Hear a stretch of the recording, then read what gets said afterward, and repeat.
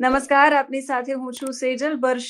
શિયાળે આમ તો ઠંડીની લોકો રાહ જોઈ રહ્યા છે આતુરતાથી કે બહુ જ બધી અને આકરી ઠંડી ક્યારે પડવાની છે. પણ એ બધાની વચ્ચે તમે સ્ક્રીન પર પરેશભાઈને જોઈને ચોંકી ગયા હશો. એમને એટલા માટે જોડ્યા છે કે ફેંગલ વાવાઝોડું છે એ આવવાનું છે અને એની અસર ગુજરાત પર થવાની છે. એટલે પરેશભાઈ પાસેથી એ સમજવું છે કે એની અસર ગુજરાત પર કેટલી થશે, ક્યારે થશે અને કેવી થશે. પરેશભાઈ, આપનું સ્વાગત છે જમાવટમાં. જી નમસ્કાર બેન. બંગાળની ખાડીની અંદર ચોક્કસથી જે તમારો સવાલ છે બેન કે બંગાળની ખાડીની અંદર જે સાયક્લોન બન્યું છે એ ભારત દેશના કેટલા વિસ્તારોને પ્રભાવિત કરશે, ખાસ કરીને આપનો સવાલ છે કે ગુજરાતને શું અસર કરશે.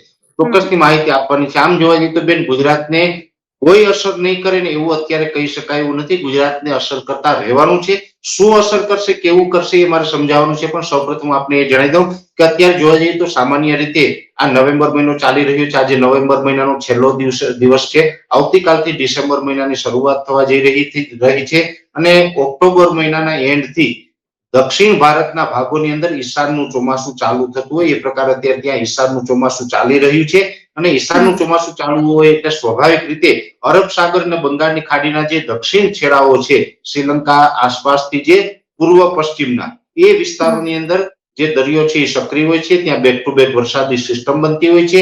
એવી જ રીતે થોડા દિવસ પહેલા એક વરસાદી સિસ્ટમ બની. આ સિસ્ટમ મજબૂત થઈ અને લો પ્રેશર બની, વેલમાર્ક લો પ્રેશર બની. એ પછી ડિપ્રેશન, ડીપ ડિપ્રેશન, આજે એને સાયક્લોનનું સ્વરૂપ ધારણ કર્યું છે. જોકે અત્યારે આ સાયક્લોન છે એ તૈયાર થઈ ગયું છે. આ સાયક્લોનને નામ આપવામાં આવ્યું છે સાઉદી અરેબિયા તરફથી અને સાઉદી અરેબિયા એને ફેન્જર નામ આપેલું છે. સ્વાભાવિક રીતે જે ભાષા છે અને એમાં પણ ખાસ કરીને અંગ્રેજી ભાષાની વિચિત્રતા એ હોય છે કે જે આપણે વાંચતા હોય છે એ હોતું નથી. જનરલી સ્વાભાવિક રીતે બધા ફેંગલ વાંચતા હશે, પણ આનું નામ ફેન્જલ છે, જેની હું આપના માધ્યમથી પુષ્ટિ કરી રહ્યો છું. એટલે સાઉદી અરેબિયા એને ફેન્જલ નામ આપેલું છે.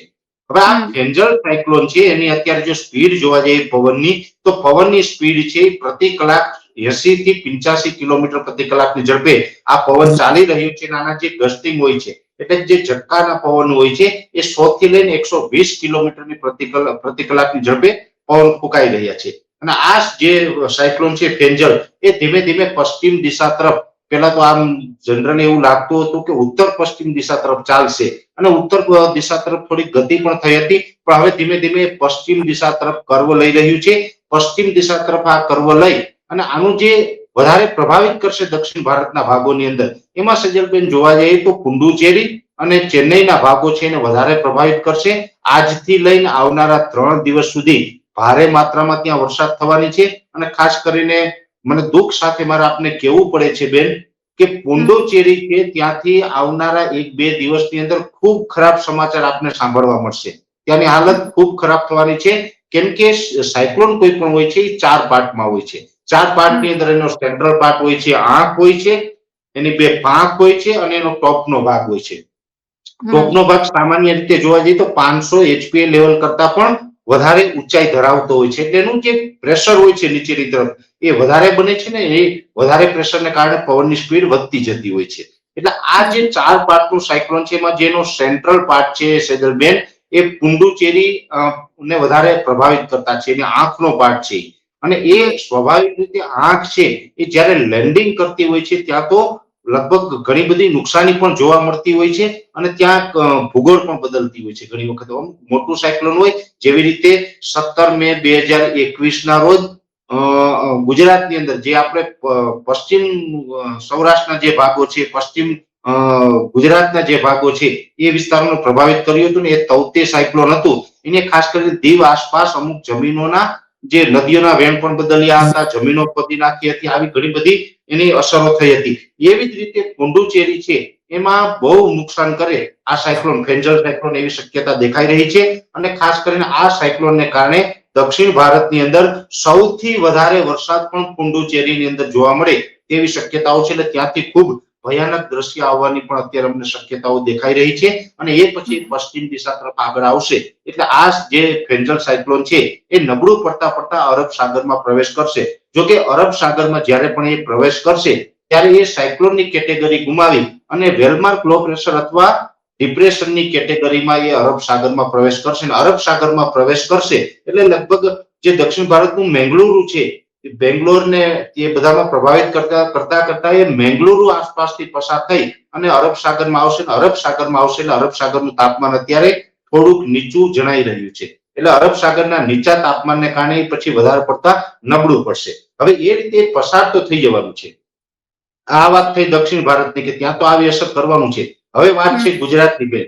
તો ગુજરાતને આની અસર એવી થવાની છે કે આનો ઘેરાવો લાંબો હોય છે. આની જે ટ્રફ રેખા હોય એ ગુજરાત સુધી લંબાઈ રહી છે. હવે આ સાયક્લોનની જે ટ્રફ રેખાઓ ગુજરાત સુધી લંબાઈ રહી છે એ સાથોસાથ અત્યારે ઉત્તર ભારતના પહાડી પ્રદેશો હોય, જમ્મુ કાશ્મીર, લેહ, લદ્દાખ હોય, હિમાચલ પ્રદેશ છે, ઉત્તરાખંડ છે, આ વિસ્તારો ઉપરથી અત્યારે બેક ટુ બેક WD એટલે કે વેસ્ટર્ન ડિસ્ટર્બન્સ પણ પસાર થવાનું ચાલુ થઈ ગયું છે. ત્યાં બરફ વરસાદ અત્યારે ચાલુ છે અને આ જે સાયક્લોન અને બરફ વરસાદ આ બંને પરિબળોને કારણે જે આપણો વચ્ચેનો ભાગ છે એમાં મધ્યપ્રદેશ, મહારાષ્ટ્ર અને ગુજરાત આ વિસ્તારોને ખરેખર પ્રભાવિત કરશે અને આ સાયક્લોન અને WD બંનેની અસર હેઠળ 3 ડિસેમ્બર થી લઈ અને 9 ડિસેમ્બર દરમિયાન ગુજરાતના હવામાનમાં પલટો આવશે. લગભગ 60 થી 65% વિસ્તારની અંદર ગાઢ વાદળો છવાઈ જશે.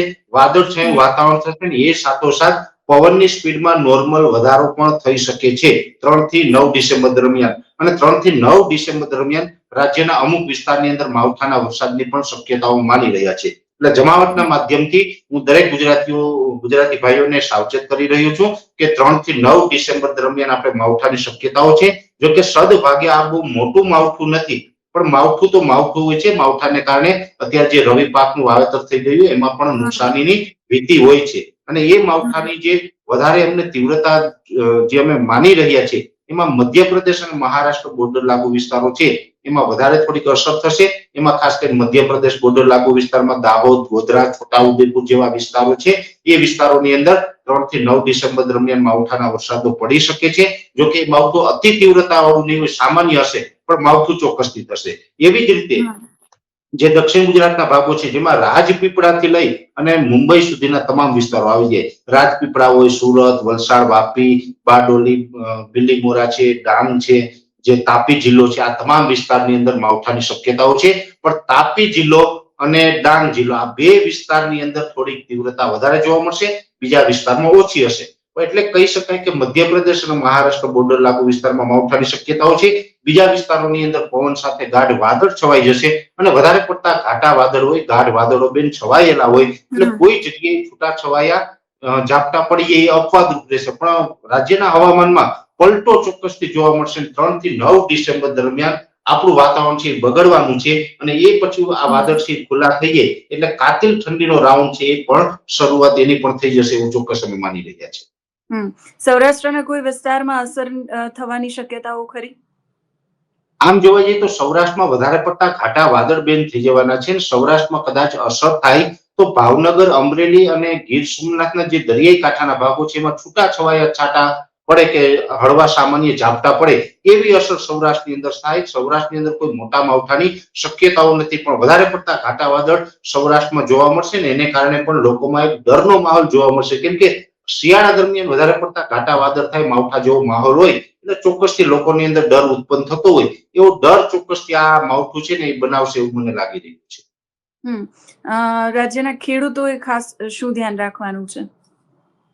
બે પ્રકારનું બેન ધ્યાન રાખવાનું હોય છે. આમાં સૌપ્રથમ હું દરેક ખેડૂત ભાઈઓને જમાવટના માધ્યમથી અપીલ કરવા માંગુ છું કે જે આપણે રવિ પાક હોય કે લાંબા ગાળાનો પાક છે જેની ઊંચાઈ 1 ફૂટ કરતા વધારે છે, દાખલા તરીકે તુવેરનું વાવેતર કરેલું હોય, એરંડાનો પાક હોય, ઘઉં તો અત્યારે વાવેલા હશે પણ બહુ ઊંચાઈની નહીં હોય, પણ શેરડીનો પાક છે, તુવેર છે, એરંડા છે કે કોઈ અન્ય પાક કે જેની ઊંચાઈ 1 ફૂટ કરતા વધારે છે એ ખેડૂતોએ પોતાના પાકને હમણાં પિયત ન આપવું. હમણાં એટલે કે 3 થી 9 ડિસેમ્બર દરમિયાન એને પિયત આપવું નહીં. જો પિયત આપવામાં આવે તો પવનની સ્પીડ પણ કદાચ વધી શકે છે અને કોઈ જગ્યાએ માવઠું થાય તો એ પાક ઢળી જાય. એ પછી દક્ષિણ ગુજરાતના વિસ્તારો હોય, સૌરાષ્ટ્ર હોય કે ઓલ ઓવર ગુજરાત કોઈ પણ જગ્યાએ હોય, 1 ફૂટથી વધારે ઊંચાઈ વાળો પાક હોય એમણે પિયત નથી આપવાનું. એ સાથે જે વિસ્તારમાં માવઠું થાય, જે વિસ્તારમાં નથી થતું એ સદનસીબ છે એના, પણ જે વિસ્તારમાં માવઠું થાય કે છાટછૂટ થાય તો આ માવઠાનું પાણી છે એકદમ ઠંડુ હોય છે અને આ જે ઠંડા પાણીને કારણે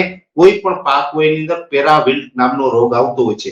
પેરાવિલ્ટ છે એક પ્રકારની ડિઝીઝ છે, એટલે એક પ્રકારનું જે ફંગીસાઇડ જે આપણે છંટકાવ કરતા હોય એનો કરવો પડતો હોય છે. એટલે જે પેરાવિલ્ટ થી બચાવવા માટે આપણે કોઈ પણ પાકમાં જે માવઠું થયું હોય ત્યાં સારા જે કન્ટેન્ટ હોય છે, હું કન્ટેન્ટથી માહિતી આપીશ. ઘણી બધી કંપની બનાવતી હોય છે, ગવર્મેન્ટના પણ આવતા હોય છે કન્ટેન્ટ. હવે એ કન્ટેન્ટની અંદર જે મેટાલિક છે, મેન્કોજેબ અને કોઈ એવા પાક હોય બાગાયતી પાક અથવા તો બીજા પાક હોય તો એની અંદર કોપર ઓક્ઝીક્લોરાઇડ આ જે તત્વો આવે છે, આ જે ડ્રગ્સ એક પ્રકાર ડ્રગ્સ કહી શકાય, આ ડ્રગ્સ આવે છે એનો છંટકાવ કરી શકાય, જેથી કરીને માવઠાની અસર હોય અને માવઠાની અસરને કારણે જે પેરાવિલ્ટ નામનો રોગ આવતો હોય એ રોગને આપણે આપણા પાકને રોગથી બચાવી શકાય. એટલે ખાસ કરીને પહેલા તો 3 થી 9 ડિસેમ્બર દરમિયાન કોઈ ખેડૂતે પોતાના પાકને પિયત ન આપવું જોઈએ અને જે વિસ્તારમાં માવઠું થાય એ મિત્રોએ સિસ્ટેમિક તથા કોન્ટેક્ટ પોઈઝન જે આવે છે મેટાલિક્સિલ મેન્કોજેબ અને એની સાથે કોપર ઓક્ઝીક્લોરાઇડનો સ્પ્રે કરીને પોતાના પાકને રોગથી બચાવી શકે છે.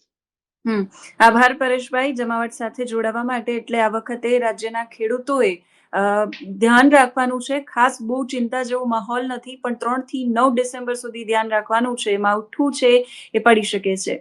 તમે શું કહેશો કમેન્ટમાં ચોક્કસથી લખજો. અત્યારે આ વિડીયોમાં બસ આટલું જ. નમસ્કાર.